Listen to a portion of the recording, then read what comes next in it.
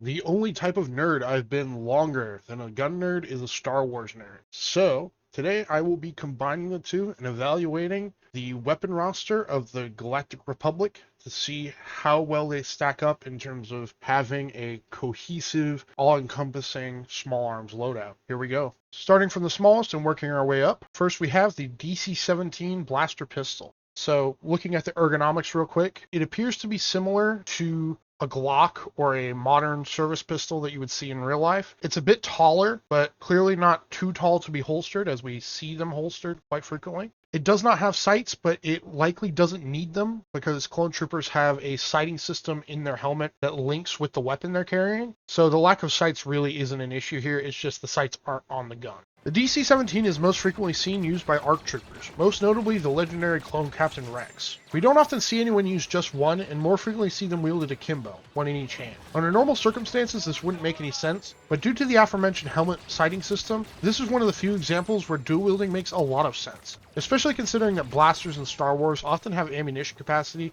that eclipses the entire combat load of soldiers in real life, and if not, still a high enough capacity that reloading would be way more rare. The DC-17, for example, has a capacity of 50 shots before needing to be reloaded, which would make the prospect of never needing to reload mid-engagement a distinct possibility assuming you're using two. The much bigger issue appears to be the generation of heat, which would be dramatically mitigated by using two instead of one. Seeing as the weapon does not appear to have additional design considerations for heat mitigation, akimbo seems to be the most practical way to use this in frontline combat. It doesn't appear to be any less effective on target than any other blasters we see, and supports a stun setting, which makes them a quality option for police and security applications as well. Definitely one of the more practical designs of blaster pistol, as it looks like it would balance well in the hand, and clearly can be holstered effectively.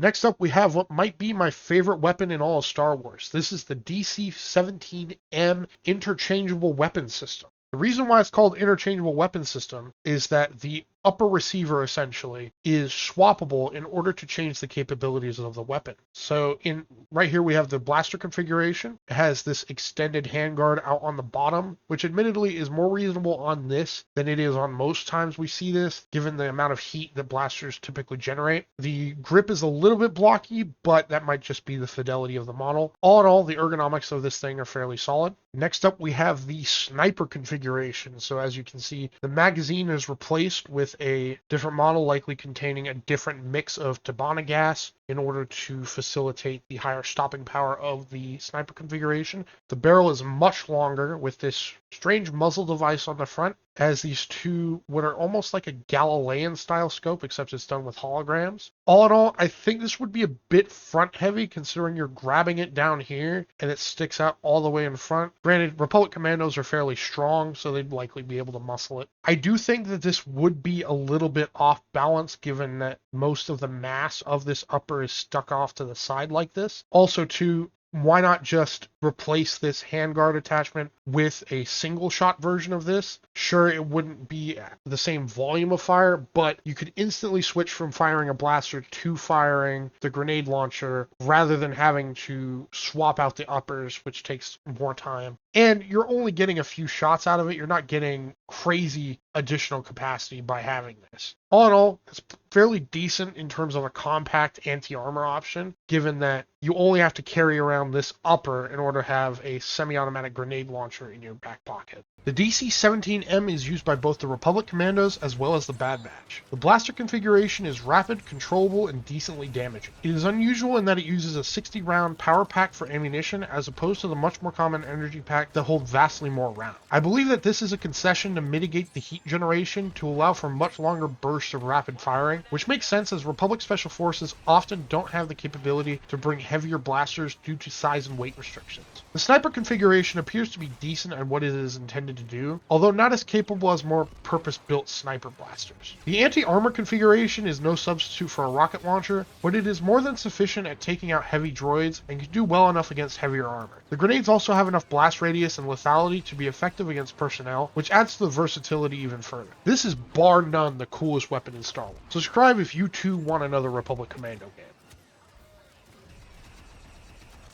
Speaking of purpose-built sniper blasters, here we have the Vulcan 38X. Now, this is not the standard issue sniper rifle for the Grand Army of the Republic because it doesn't appear like there is a standard issue sniper rifle for the Grand Army of the Republic. Usage of sniper blasters by the Republic is kind of all over the place. If you look at both canon and legends, there's not really much consistency here. My personal favorite configuration is this one as seen used by Cooker in the Clone Wars comics. This has the trooper take the scope off of the bottom of the rifle, which is apparently always there on the DC-15A. That is not a grip, that is a scope that is just stowed until ready for usage. I very much like that, but this is not a consistent feature of the Republic arsenal. We have the Fire Puncher used by Crosshair. This is definitely the most notable Republic sniper that we see in anything outside of books. This rifle is shown to be capable of doing a bunch of crazy stuff like firing trackers, grappling hooks, beacons, bouncing shots off walls, a bunch of different stuff. Doesn't really strike me as standard issue, as clearly Crosshair is the only person we ever see use it. And it also looks like it would be too expensive to have as your standard issue for a lot of specialization that most clones won't be using. And of course, here in Star Wars Battlefront, we have the Vulcan 38X.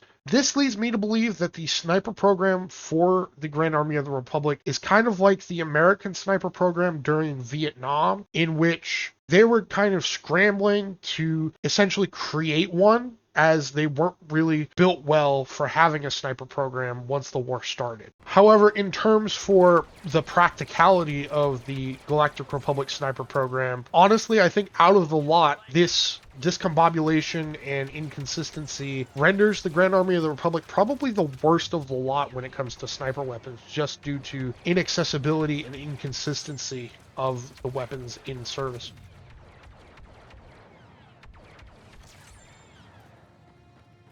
Next up, we have the DC-15 blaster rifle, the standard issue blaster rifle of the Grand Army of the Republic. Starting off with the ergonomics, we have a fixed shoulder stock rear of the receiver. We have the same receiver design and pistol grip design of the DC-15 blaster carbine, along with that same progressive trigger design as before. It has a much longer barrel. This hump above the barrel, which I'm not too sure of the function of, but I'm pretty sure it does something. A sight rib, very reminiscent of the ACR program, as well as a scope underslung beneath the barrel, which is more often than not used as a scope, but used as a hand grip underneath the barrel. More on that in a little bit. The DC-15 is the most prevalent weapon used in Attack of the Clones, but depictions of the clone army since then have retconned it into being more of a specialist weapon. It is way more versatile than any single depiction has let on, as it is shown to be capable of serving not only as a squad automatic weapon, but also a sniper rifle and battle rifle. It has a variable power setting, which allows for either 500 shots before reloading on the low setting, or 300 shots if it's on the high setting. Despite having an attachable scope on every single rifle, we don't often see this used outside of that one comic, and I think there's a lore explanation for this. We clearly see the scope being used as if it was a horizontal grip quite frequently, and I think that likely damages the scope and negatively impacts their ability to maintain zero, which is why they are more often than not substituted for a different weapon when clone snipers are depicted. This is my own personal theory, but it is a problem. I don't think this works exceptionally well in a squad machine gun role, and I think that is due to how it is not purpose-built for it. Clearly this was built to be a generalist weapon in a larger package than the DC-15A, but while the DC-15A was able to successfully encompass the mid to low band roles it was designed for, the DC-15 ends up coming up short since it doesn't have enough cooling capacity to be a proper squad automatic weapon, and it isn't precise enough to properly serve as a sniper rifle either. If the Republic is supposed to be an allegory for America, then I think the DC-15 is supposed to be an allegory for the M14. Next up, we have the RPS-6 rocket launcher, the primary anti-armor weapon for the Grand Army of the Republic. Ergonomically, it's fairly decent. It has the fairly standard setup of rocket comes out the front, blast comes out the back, thereby negating most of the felt recoil. It appears to do its job fairly well at taking out tanks, although it did struggle on Umbara taking out those walkers. It has a handguard rather than a trigger guard, but that's fine. A lot of rocket launchers IRL have that. Ergonomically, it's fairly what you would expect. Not too bad. The RPS-6 was seen used many times throughout the Clone Wars TV show as well as Rebels. It has a 6-round internal magazine, which is capable of accepting armor-piercing, homing, and incendiary rockets. It appears to be mostly capable of taking out separatist armor, but notably struggled against the Umbaran walkers due to their superior armor. Although it is debatable if the launcher was the problem, or if the armor on the Umbaran walkers was just too strong for infantry weapons to defeat, generally speaking. It serves the role of an anti-tank launcher well. It is a fairly no-frills design, and it's got everything you'd want in an anti-armor weapon. Lastly, we have the big boy, the Z6 rotary blaster cannon. So, ergonomically speaking, this thing would be a lug to carry around, and it is mostly depicted as such. It's got a grip in the rear for your firing hand, as well as a chainsaw style grip up top for you to bear most of the weight of the weapon in. This grip up top is a little bit far rearward for what it is, which is why you often see clones having to brace the weapon against their hip when firing it. It is not often seen mounted and is most often seen just carried loosely. The Z6 is seen rather frequently and is likely deployed on the squad level or at least the platoon level in the clone army. It appears to not struggle with overheating at all, which makes sense as this arguably has the most design consideration for heat mitigation of any weapon in the Star Wars universe. This is the closest to a squad automatic we see in the clone army, and while it is more than capable of suppressing fire, the immense bulk and weight make it quite unwieldy and reduce its effective range dramatically. There doesn't appear to be any consideration for being mounted to a tripod, typically shunned in defensive application in favor of heavier blasters such as the E-Whip. It helps to fill the gap of a squad automatic weapon in the Republic arsenal, but I don't think it fully makes up for the DC-15's shortcomings. That's not my death sound.